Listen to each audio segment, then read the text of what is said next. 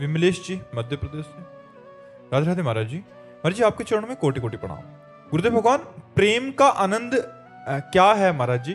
गुलाब जामुन पाया है, कैसा लगा? मीठा। कितना मीठा?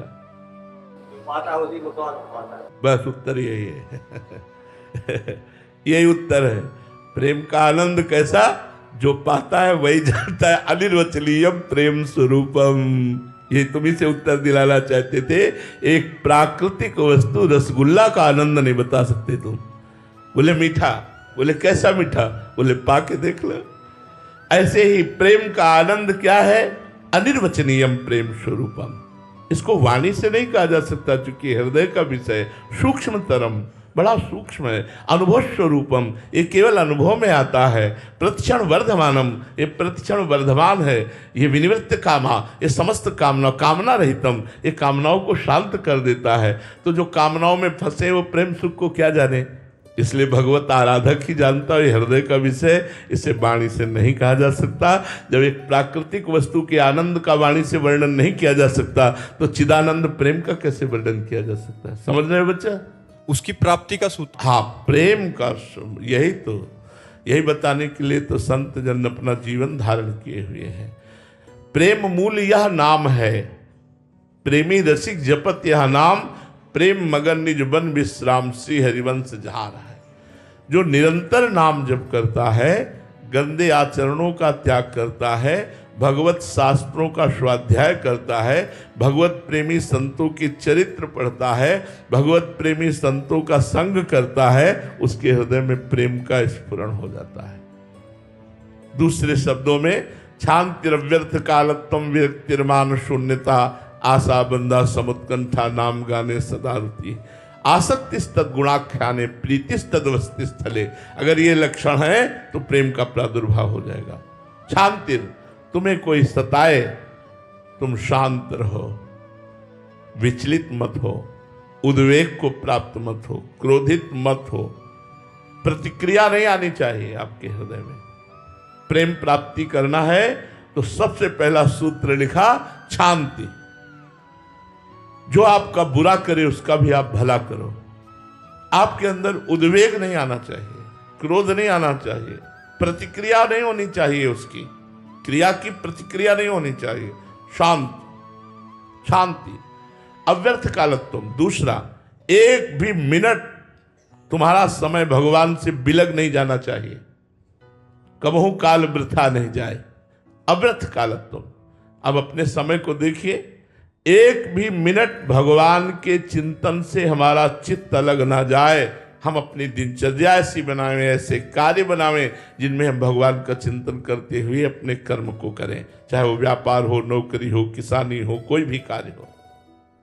विरक्ति, अधर्म युक्त भोगों से वैराग्य धारण करना। समस्त भोगों से वैराग्य धारण करना ये निवृत्ति मार्ग है, लेकिन अधर्म युक्त भोगों का त्याग कर धर्मयुक्त भोगों को भोगते हुए भगवान के मार्ग में चलना ये गृहस्थ मार्ग है। विरक्ति, मान शून्यता। किसी से भी मान चाहने की इच्छा ना हो। कोई मान दे भी तो बुरा लगना चाहिए। जैसे कोई हमें विष दे तो बुरा लगेगा ना। तो सम्मानम कल्याति घोर गर्णम नीचापमानम सुधा। सम्मान को विष के समान समझे और नीच पुरुषों द्वारा किया हुआ अपमान अमृत के समान समझे। सम्मान का त्यागी ही भगवत मार्ग में आगे बढ़ता है। यद्यपि भगवत मार्ग में इसकी बहुतायत रहती है, लोग सम्मान देते हैं साधु मानकर, भक्त मानकर, लेकिन जो सम्मान को ग्रहण कर लिया वो पतित हो जाता है। इसलिए सम्मान को स्वीकार नहीं करना चाहिए अंदर से। सब ही मान प्रद आप अमानी, सबको सम्मान प्रदान करे, स्वयं सम्मान रहित रहे। मान शून्यता, आशा बंधा। ये दृढ़ आशा हो जाए किसी जन्म में मुझे भगवान की प्राप्ति होगी। गुरु कृपा से, भगवान की कृपा से, संतों की कृपा से मेरा आखिरी जन्म है, इस जन्म में मुझे भगवान की प्राप्ति होगी, ऐसी आशा बंधा। समुत्कंठा, हर समय उत्साह बना रहे, नाम गाने सदा रुचि। भगवान के नाम और गुणगान करने में एक उत्साह बना रहे। मतलब ऐसा नशा चढ़ जाए कि लोग तुमसे बचने लगे, कि खड़े हो जाओगे तो भगवान चर्चा शुरू कर देगा ये। अगर इसके पास खड़े हो गए तो भगवत चर्चा शुरू कर देगा। ये लोग बचने लगे कि इसे बचो ले तो ये भगवत चर्चा शुरू कर देगा। अगर हम चुप रहे तो वो अपनी शुरू कर देगा। वो शुरू कर दिया तो ठीक नहीं है, इसलिए हम शुरू करें। बोधयंता परस्परम कथयंति च माम नित्यम तुष्यंति च रमंति च, भगवान कह रहे। तो समुत्कंठा नाम गाने सदा रुचि, उत्कंठा पूर्वक भगवान की चर्चा करना, भगवान का नाम गुणगान करना। आसक्ति तद गुणाख्याने, भगवान की चर्चा सुनने और कहने में आसक्ति होनी चाहिए। जैसे कामी पुरुष को कामिनी की चर्चा होते एकदम पूरी श्रवणेंद्री उसी में लगा देगा। मोबाइल से गंदी बात देखनी, पूरी नेत्रेंद्री उसी में लगा देगा। कामी ही नारी प्यारी जी में लोभी जी में प्रिय दाम, तिम रघुनाथ निरंतर प्रिय लागो मोहि राम। ऐसे हम भगवान के चरित्र, भगवान की लीला कथा सुनने और गाने में आसक्त होना चाहिए। एकदम चित्त लगा, एकटक प्रवक्ता की मुख की तरफ देख रहे हैं, एक एक शब्द का पान कर रहे हैं। आसक्ति तद गुणाख्याने, भगवान की चर्चा करना और भगवान की चर्चा सुना।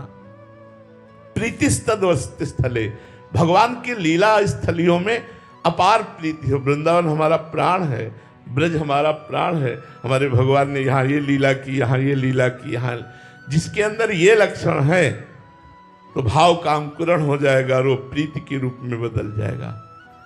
निरंतर नाम जप करो, संतों का संग करो, भक्तों के चरित्र पढ़ो, भोजन को भगवान को अर्पित करके पाओ, प्रसादी पाओ, तो बुद्धि शुद्ध हो जाएगी और भजन की तरफ बढ़ेगी। और भजन से ही प्रेम होता है। भजन नसेनी प्रेम की, जितना अधिक भजन करोगे उतने आत्म प्रेम बढ़ेगा, उतने भगवत प्रेम बढ़ेगा।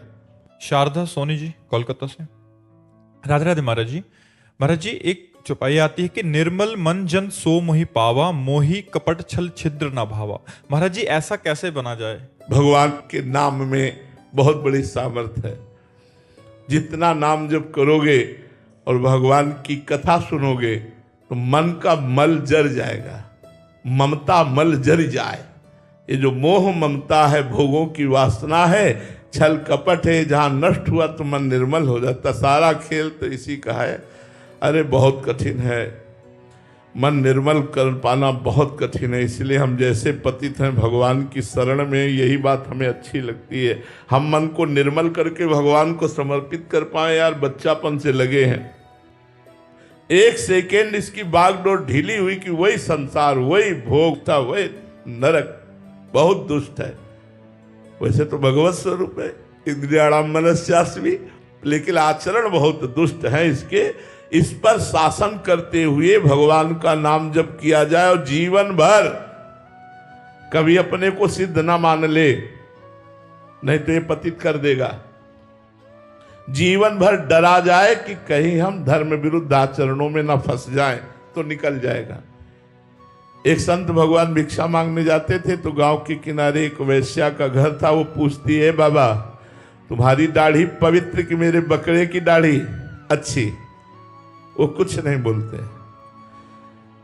एक दिन वो बहुत बीमार थे, मरने का समय आया। उन्होंने अपने शिष्यों से कहा उस बेटी को बुलाओ, और वैश्या को बुलाया, कहा बेटी मेरी दाढ़ी पवित्र। तो कहा बाबा ये बात तो आप उस समय भी कह सकते थे। बोले नहीं, अब मैं भगवान के धाम को जा रहा हूं, अब मैं पक्का कह रहा हूं कि मेरी दाढ़ी पवित्र, क्योंकि शरीर जब तक है तब तक पता नहीं कब कौन सा आचरण बन जाए। इसलिए जीते जी हम नहीं कह सकते, मरने की दशा में कह सकते कि अब हम पवित्र हैं। मन न जाने कब कहां कैसे गिरा दे, कुछ पता नहीं चलता। भगवान ही रक्षक है, वही रक्षा करे तो पार हो जाए। इसलिए निर्मल मन करने के लिए एक ही साबुन है, संतों का संग करते हुए भजन करना। साधन को हरि भजन है, कै सत्संग सहाय। मन तो चंचल सबनते, या को कौन उपाय। साधन को हरि भजन है, कै सत्संग सहाय। संतों का संग करो, नाम जप करो, मन पवित्र हो जाएगा। पवित्र मन में ही भगवान का स्फुरण होता है। सुहानी जी राजस्थान से, राधे राधे महाराज जी। महाराज जी क्रोध अथवा आवेश में क्या अंतर है? आवेश क्षणिक होता है, क्रोध स्थायी होता है, उसके प्रति द्वेष कर देता है। आवेश का मतलब किसी क्रिया की प्रतिक्रिया में एक क्षण के लिए वो, फिर वो शांत हो गया। और क्रोध वो उसका मनन चिंतन करके, उसके दोषों का चिंतन करके जलता रहता है हृदय, और उसके प्रति द्वेष बुद्धि हो जाती है, उसके प्रति नफरत बुद्धि हो जाती है। आवेश तत्कालिक होता है, ये प्रायः साधकों में होता है। जो अच्छे संत होते, साधक होते हैं, उनके शिष्यों के द्वारा या उनके अनुयायियों के द्वारा यदि धर्म विरुद्ध कोई आचरण हुआ तो क्रोधावेश होता है, क्रोध नहीं होता है। अंदर से वो जलते नहीं है, लेकिन उसके सुधार के लिए वो क्रोध का नाटक करते हैं, वो आवेश धारण करते हैं, और ऐसा तो वो थोड़ा भय प्रदान करेंगे, कटुवचन बोल, लेकिन उनके हृदय में कोई द्वेष नहीं, उसके प्रति कभी बुरा नहीं सोचेंगे, कभी अहित नहीं। लेकिन क्रोधी बुरा कर देगा, बुरा सोचेगा, नफरत करेगा, उससे द्वेष करेगा, स्वयं जलेगा और दूसरे को जलाएगा। ये क्रोध बड़ा त्याग करने योग्य बात है। ये क्रोध बहुत हानि पहुंचाता है, अपने हृदय को भी और दूसरे को भी। क्रोध से हिंसा तक हम बढ़ जाते हैं। अगर क्रोध अपने स्वरूप में आ जाए तो हम दूसरे की हिंसा भी कर देते हैं। आवेश तत्कालिक होता है, उससे किसी का हानि नहीं होती।